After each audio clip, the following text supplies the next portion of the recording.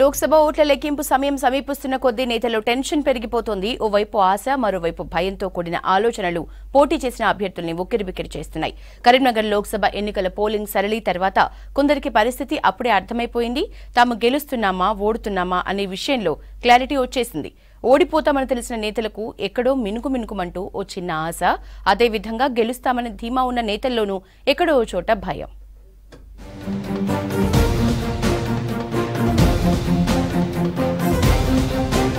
కీలకమైన కరీంనగర్ నియోజకవర్గం నుంచి మహామహులైన నేతలు గెలిచి ఢిల్లీ చట్టసభల్లో చక్రం తిప్పారు. విజయాలు సాధించి ఉన్నత పదవులు చేపట్టారు. అలాంటి కరీంనగర్ లోక్సభకు ఈసారి 28 మంది అభ్యర్థులు పోటీ పడ్డారు. వీరిలో ప్రధాన పార్టీలైన కాంగ్రెస్ నుంచి వెలిచాల రాజేందర్ రావు, బీజేపీ నుంచి బండి సంజయ్ కుమార్, బీఆర్ఎస్ నుంచి బి వినోద్ కుమార్ బరిలో దిగారు. ఈ ముగ్గురు మధ్య హోరాహోరీగా పోరు నడిచింది.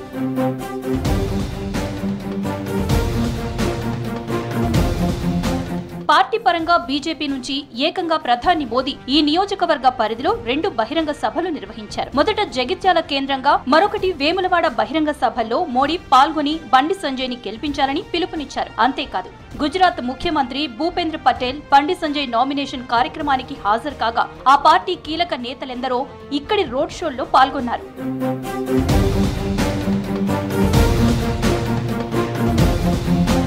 ఇక బీఆర్ఎస్ తరపున కరీంనగర్ ఎస్ఆర్ఆర్ కళాశాలలో నిర్వహించిన కదనబేరి బహిరంగ సభకు ఆ పార్టీ చీఫ్ మాజీ సీఎం కేసీఆర్ హాజరయ్యారు. ఆ తర్వాత వీణవంకలో ప్రజలతో ఆత్మీయ సమ్మేళనం, కరీంనగర్ లోక్సభ పరిధిలో బస్సు యాత్ర కూడా కేసీఆర్ నిర్వహించారు. కీలక నేతలైన హరీష్ రావు, కేటీఆర్ లాంటి వాళ్లంతా కరీంనగర్ లో చుట్టేసి వినోద్ కుమార్ ను గెలిపించాలని ప్రచారం చేశారు.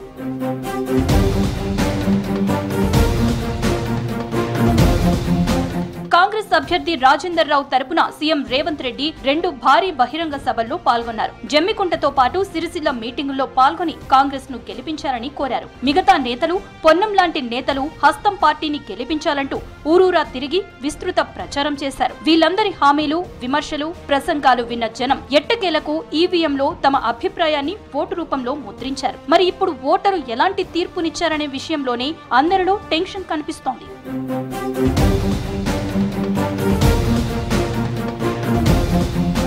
17,90,000 పైచిలకు ఓటర్లున్న కరీంనగర్ లోక్సభ పరిధిలో 13 లక్షల మంది మాత్రమే ఓటు హక్కు వినియోగించుకున్నారు. ప్రజల మూడ్, పోలింగ్ కేంద్రం బయటకు వస్తూ చెప్పిన మాటలు, ఊర్లలో వినిపించిన టాక్ ని బట్టి గెలిచే అవకాశం ఉన్న పార్టీ గురించి ఇప్పటికే ప్రచారం జరిగిపోయింది. అయితే 13 లక్షల మంది ఓటర్లలో మెజారిటీ ప్రజల తీర్పే విజేతను నిర్ణయిస్తుంది. అంతేకాదు, ఓటు వేయకుండా ఇంట్లో ఉన్నవారి ప్రభావం కూడా కొందరి తలరాతను మార్చే ప్రమాదం లేకపోలేదు. ఓట్లేసిన వారిలో ఎవరి ఓటు ఎటు వెళ్లిందన్న మైక్రో పరిశీలన చేసుకుంటున్నారు ఇప్పుడు నేతలు. మహిళలు, యువకులు, రైతులు, ఉద్యోగులు, కార్మికులు లాంటి సమూహాలు సాధారణంగా ఒక అంశం ఆధారంగా ఓటు వేస్తూ ఉంటాయి. యువకులకు కొన్ని అంశాలు నచ్చితే రైతులు తమ సమస్యలు ఎజెండాగా ఓటు వేసే అవకాశం ఉంటుంది. ఉద్యోగులు తమ వృత్తి భద్రత, జీతభత్యాల పెంపు, ప్రమోషన్ల వంటివి ఆలోచించి ఓటేస్తారు. కార్మికులు తమ సంక్షేమం, కష్ట సుఖాలు పట్టించుకునే నేతకు ఓటేయాలనుకుంటారు. మహిళలు ఎక్కువగా గృహిణులుగా ఉన్న వారి ఓటు చాలా సైలెంట్ గా, విప్లవాత్మకంగా ఉంటుంది.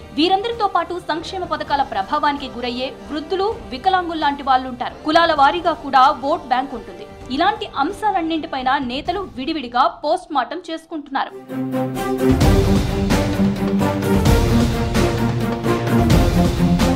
ఇలా ఎవరికి వారే ఓవైపు ఆశ, మరోవైపు అనుమానం మధ్య కౌంటింగ్ రోజు కోసం రోజు లెక్క పెట్టుకుంటున్నారు. జూన్ 4వ తేదీ కోసం వెయిట్ చేస్తున్నారు.